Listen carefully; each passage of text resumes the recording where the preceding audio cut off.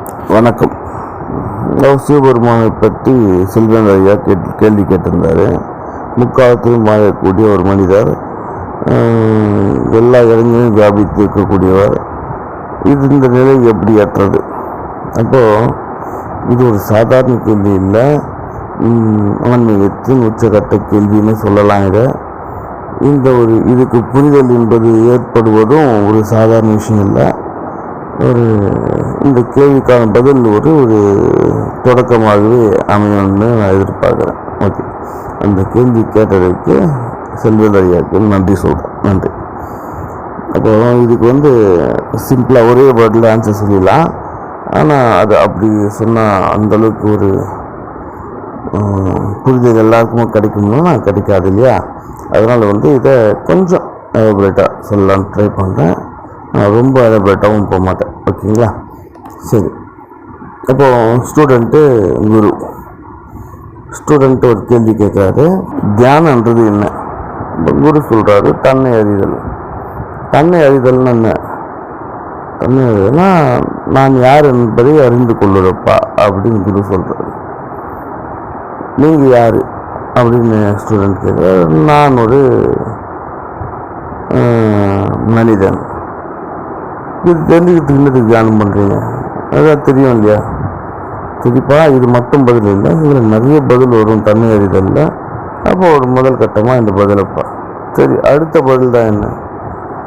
அப்போ நான் உடலில் மனமல்ல ஆன்மா என்ற புரிதலப்பான்றது. நான் உடலில் மனமுள்ள ஆன்மா என்ற புரிதலப்பானா புரியல. நான் மனுஷன், இதுக்கு மேலே என்ன புரிதல்?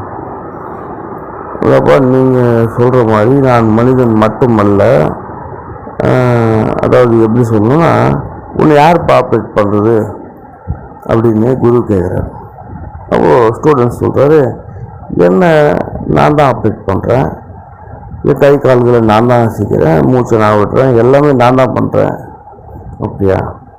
சரிப்பா, ஒரு வாகனத்தை ஓட்டுறது அதுவாக வாகனம் ஓடிடுமா, யாருன்னா ஓட்டணுமா? ஸ்டூடெண்ட் சொல்கிறாரு, வாகனத்தை இயக்கணுன்றது யாருன்னா ஒருத்தர் இயக்கி தான் ஆகணும். அப்போது குரு சொல்கிறாரு, இந்த பிரபஞ்சத்தில் எதுவும்,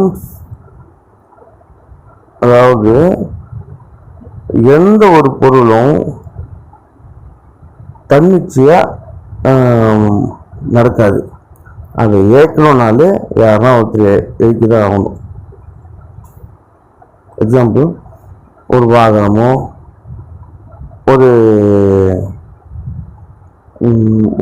ஏதோ ஒரு இன்ஸ்ட்ருமெண்ட்டு காத்தாடின்னு வச்சுங்களேன், அதை கூட நம்ம இயக்கணும்னா ஒரு மனிதன் தான் இயக்கிறானோ. அப்படி இருந்தாலும் காத்தாவது அதை இயக்கணும். அது பஞ்சபூத தத்துவங்கள் ஏதாவது ஒன்றாவது அதை மூவ் பண்ண வைக்கணும், அப்போ தான் மூவ் ஆகும். ஆனால் அப்போ இவருக்கு ஸ்டூடெண்ட்டுக்கு ஏதோ ஒரு விஷயம் தட்டுப்பாடு. சரி, இயக்கணுன்றது நீங்கள் சொல்கிறது ஓகே.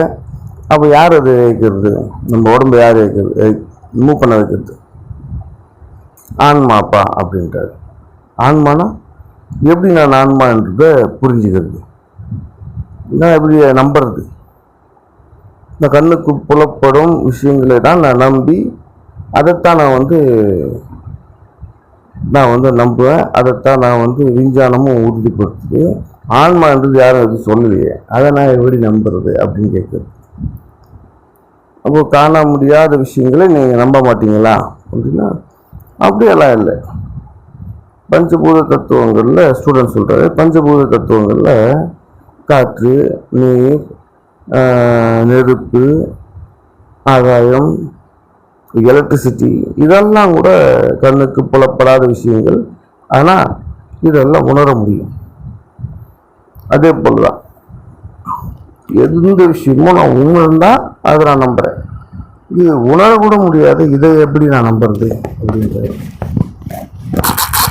அப்போ இதுக்கு குரு சொல்கிறாரு, உணர்வு என்பது ஏற்படுவதற்கு பஞ்சபூத தத்துவங்களால் உருவாக்கப்பட்ட ஒரு மனித உடலோ அல்லது மிருகங்களின் உடலோ தேவைப்படுது. அதனால் உணர முடியும். அப்போது பஞ்சபூதங்களே ஆன ஆன்மாவை உணர நம்மளால் முடியாது. ஏன்னா நீதான் பஞ்சபூதம், அந்த பஞ்சபூதங்களில் ஒன்று தான் ஆன்மா. அப்போ அதை உணரணும்னு நினைக்கக்கூடியது முடியாத விஷயம்பா அப்படின்ட்டாரு. அப்போ ஸ்டூடெண்ட் கேட்குறாரு, வேறு என்ன வழி இருக்குது? எனக்கு அதை பார்த்தே ஆகணும், இல்லை உணர்ந்தே ஆகணும், அப்போ தான் நான் நம்புவேன், இல்லைன்னா நான் நம்ப முடியாது இல்லையா அப்படின்னு சொன்னப்போ, சரி அதுக்கு ஒரு வழி இருக்குது. 2-3 எக்ஸாம்பிளோடு சொல்கிறேன். இப்போது கண்ணுக்கு புலப்படாத வைரஸ் எல்லாம் பார்க்கறதுக்கு மைக்ரோஸ்கோப்பிக்கு அப்படின்னு ஒரு விஷயம் இருக்குது. ஸோ அது மூலயமா நம்ம சின்ன சின்ன அந்த ஒரு ஜெர்ம்ஸை பார்க்கலாம். அப்போது கண்ணுக்கு புலப்படாது அப்படின்றது சின்னதாக இருந்தால் தான் முடியுமா? பெருசாக இருந்தாலும் முடியும், அதுவும் கண்ணுக்கு தெரியாது. தூரமாக இருந்தாலும் நம்மளால் பார்க்க முடியாது. அப்போது நம்ம உலகத்துக்கு பல பல தூரங்கள் இருக்கக்கூடிய பல கிரகங்களை காண நம்ம டெலஸ்கோப் யூஸ் பண்ணுறோம். அதுலேயும் இன்னும் தூரமாக பார்க்கக்கூடிய பல விஷயங்களை மனிதன் கண்டுபிடிச்சிருக்காரு இல்லையா? அது மூலிமா நம்ம பல கிரகங்களையும் கேலக்சிகளையும் காண முடியுது. அப்புறம் வேறு எக்ஸாம்பிள், இப்போது நம் உடலை சுற்றி எதுவுமே இல்லை நார்மலான கண்ணுக்கு. ஆனால் இப்போ இருக்கிற இன்ஸ்ட்ருமெண்ட் மூலிமா நம்ம உடலை சுற்றி ஒரு ஒளிவட்டமானது இருக்குது. அப்போ அது பேர் தான் ஆரா என்பதை கண்டுபிடிக்க ஒரு எக்யூப்மெண்ட் வந்துடுச்சு. இது உங்களுக்கு தெரிஞ்சிருக்கும் இல்லையா? அப்போ பல பேர் அந்த ஆராவை கிளென்ஸ் பண்ணுவோம், அந்த இன்ஸ்ட்ருமெண்ட் யூஸ் பண்ணுது. அந்த ஆராவை எக்ஸ்டெண்ட் பண்ணுவோம், அந்த இன்ஸ்ட்ருமெண்ட் யூஸ் பண்ணுது. எங்கே பூஸ்டப் பண்ணால் போதுன்றது தெரிஞ்சு பண்ணுறாங்க.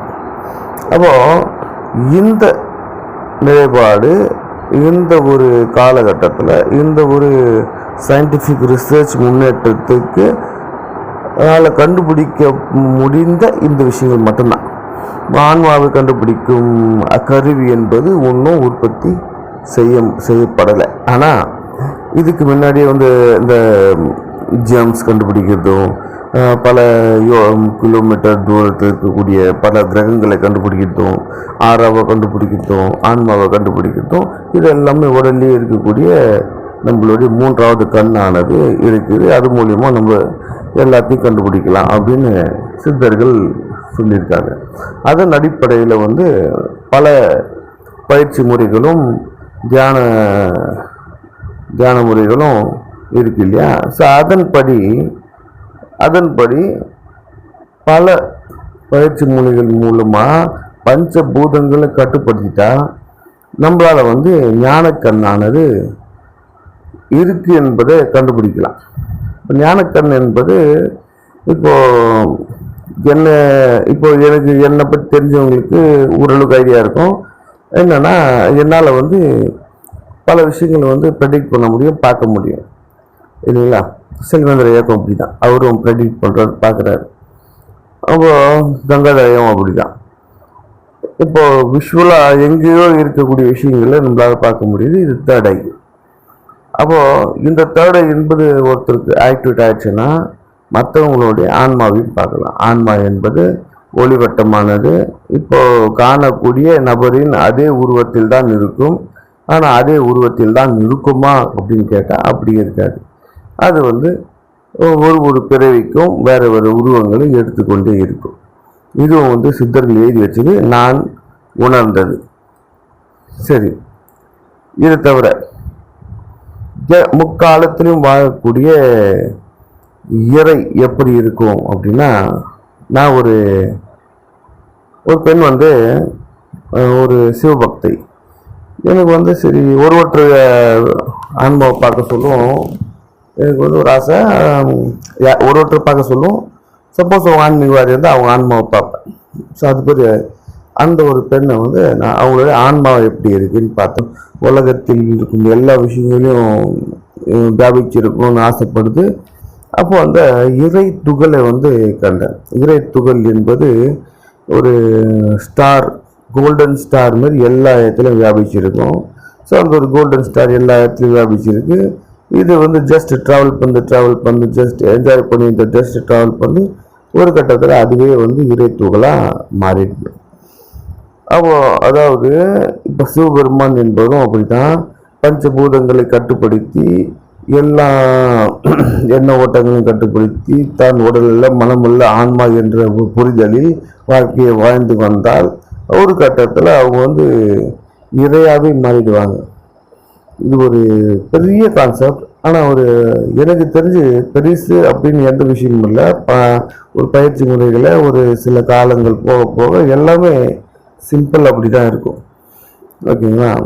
அப்போ இதை நான் கண்டபோது ஒரு பேரானந்தம். இதுபோல் தான் எப்போ நீங்கள் ஆன்மா அறிதல் என்பது ஞானக்கண் மூலிமா ஆன்மாவை அறிஞ்சிக்கலாம், சிம்பிள். ஆனால் இதை புரிஞ்சுக்கிறனாலே உங்கள் ஞானக்கண் வந்து ஓப்பனாக இருக்கணும். அதுக்கப்புறம் இதையாக கலப்பது என்பதும் சிம்பிள் தான். அதுக்கு வந்து பஞ்சபூத தத்துவங்களில் புரிஞ்சுக்கணும், எல்லாத்தையும் நீங்கள் வந்து கட்டுப்படுத்தி இருக்கணும். இதுவும் சிம்பிள் தான். ஆனால் எல்லாத்துக்கும் டைம் பிடிக்கும். எல்லாத்துக்கும் வந்து அது ஒரு புள்ளியில் எடுத்துகிட்டு வந்துருக்கணும். எல்லாத்தையும் டோட்டலாக எடுத்து ஒரு புள்ளியில் எடுத்து வந்துருக்கணும். ஒவ்வொரு நிமிடமும் ரசித்து வாழ வேண்டும். இது என்ன நடக்குதுன்னு அப்படின்னு நம்ம ரசித்து வாழ்ந்தோம்னா ஒரு நொடியும் வரக்கூடிய மெசேஜே உங்களுக்கு பிரமிப்பு கொடுக்கும். அப்படியே ஒரு என்ஜாய்மெண்ட்லேயே உங்கள் லைஃப் போகும், சூப்பராக இருக்கும். இது இப்படி பண்ணோம்னா திடீர்னு ஒரு நாள் ஒரு மிராக்கல் நடக்கும். ஓகேங்களா? ரொம்ப ட்ரை பண்ணியிருக்கேன். ஜஸ்ட் உங்களால் எவ்வளோ புரிஞ்சிக்க முடியுதுன்னு பாருங்கள். நன்றி.